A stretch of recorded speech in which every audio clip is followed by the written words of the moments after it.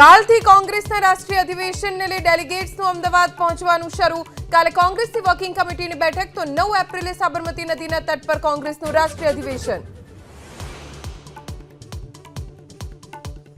ઠંડા પીણાથી સાવધાન, પાંડેસરામાં અખાદ્ય ઠંડા પીણાનો મોટો જથ્થાનો મનપાની આરોગ્ય ટીમે કર્યો નાશ। ઠંડા પીણાના હોલસેલ વિક્રેતાને ત્યાં દરોડા।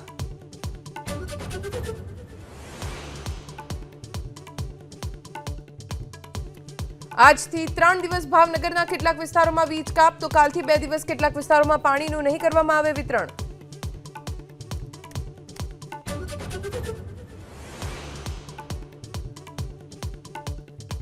બે મોટી બોટ સહિત 5 બોટ આગમાં બળીને ખાક। દીવના ઘોઘલા જેટી પર રાત્રિના સમયે આગથી થોડીવાર માટે અફરાતફરી, મોટા નુકસાનનો અંદાજ।